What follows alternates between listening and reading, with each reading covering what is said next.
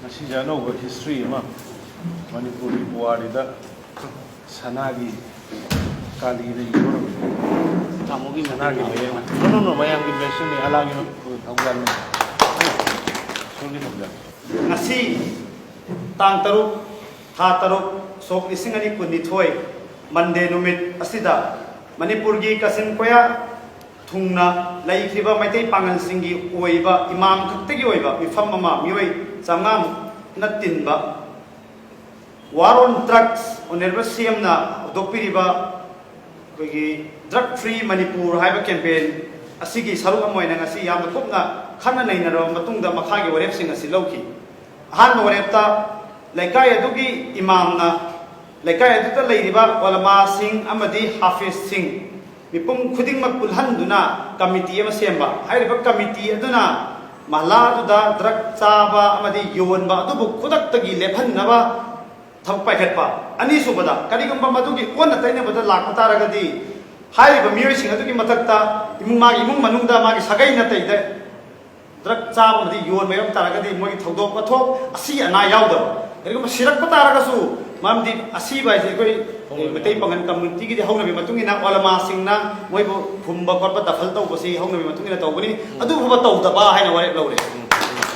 imam singna isa gi masjid singda nisa gi pagam sing chaba madi yonba yaurak tanaba gi damakta 7 days haidi hafta amada bi irai lak ji prayer tawba numit sida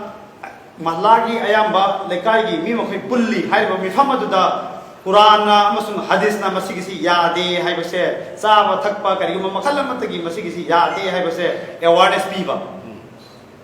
adu ahum su warepta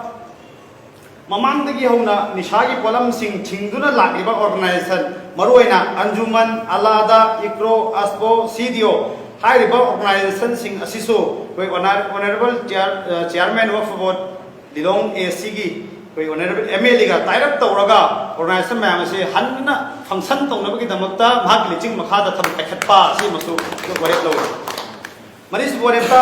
honorable same amadi chairman work for board Manipur gi da koi Manipur gi maroina maitai pangal sing asida drug chaba yauri basi koi makhoi si gi laina asibu layeng na bagi damakta koi minority Muslim sing namna thundaba lilongda rehabilitation center si ama fago leitaba adana maram chaba rehabilitation center ama khaptang oneber semna asi hudong chaba dorga koi athuba matamda adi prajada mateng pangbiu haina tachanba haina sugasi ki wale tlawi Nasi gitu dah jauh tiba nanti imam di masjid khara yar di minggu depan.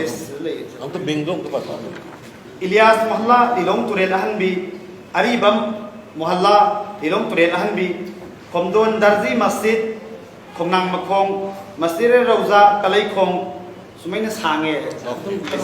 Punna kaya? Punna Dilong Mapan isu Mapan itu punna Punna Apun masjid dia no? Apun bada Masjid Imam Chahum yang dimuni ngasih Oh, good. Punna Chahum Ada di ngamani na? Ngamani Kamu nak matiin pang? Ya, ipang.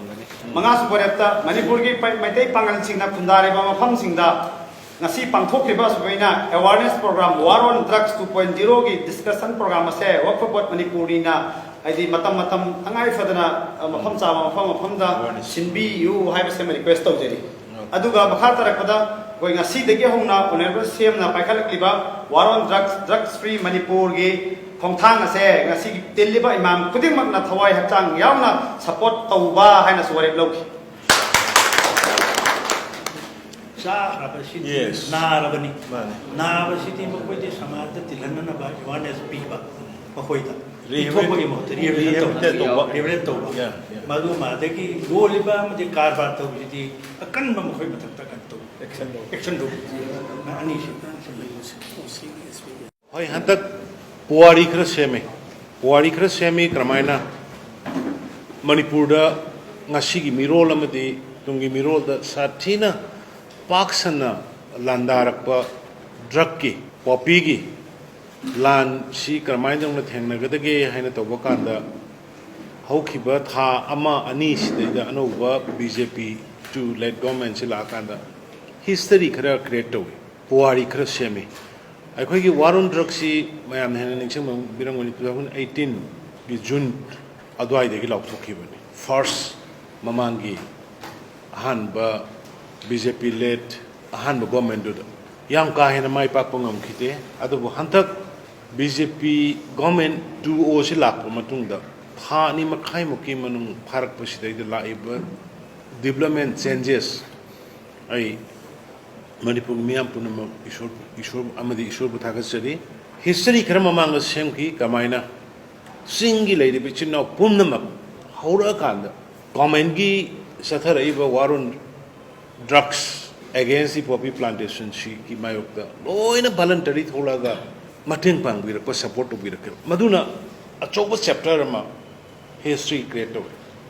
ngasina mo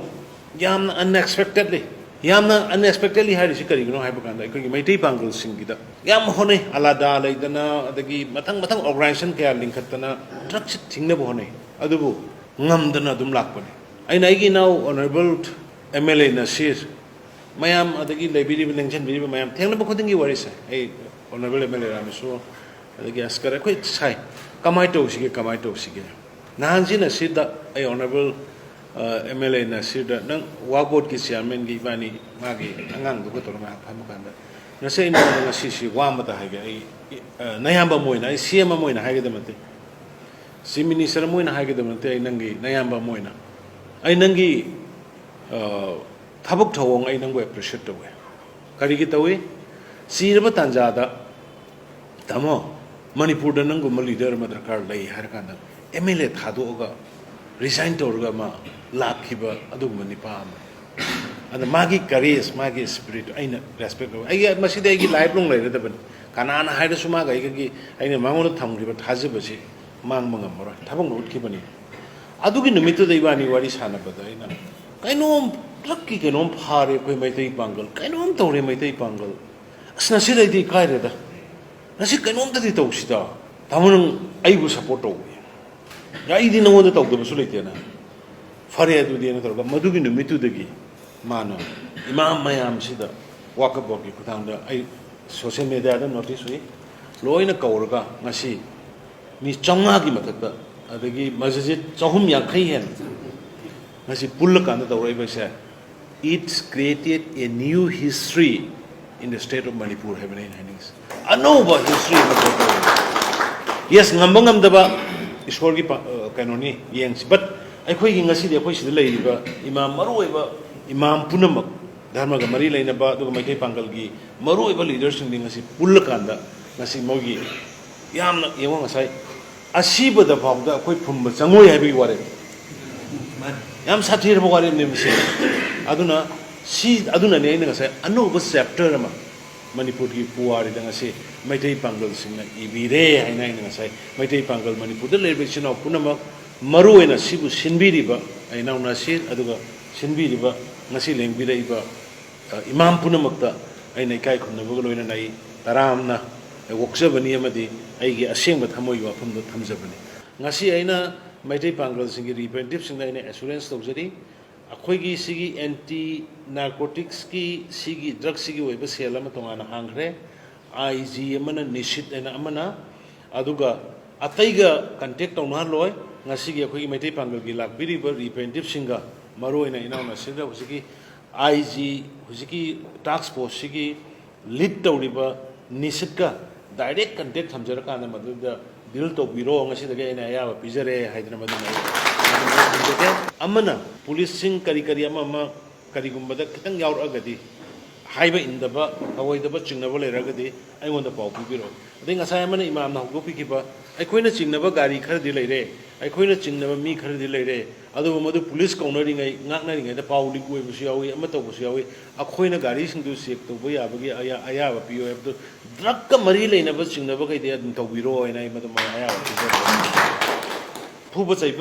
adum badi ya diko to biro phabiro to biro to pau heda pibiro pau hi police na kai ma padre so ai gi mobile de hekta message thabiro ai to jerge madu ba ai imam punama lakpiri ba mai pangal sing basing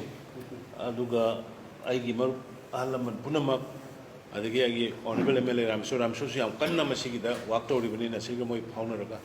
ꯑꯗꯨꯅ ꯃꯌꯥꯝ ꯄꯨꯝꯅꯃꯛ ꯃꯉꯣꯟꯗ ꯊꯥꯒꯠꯆꯔꯤ thank you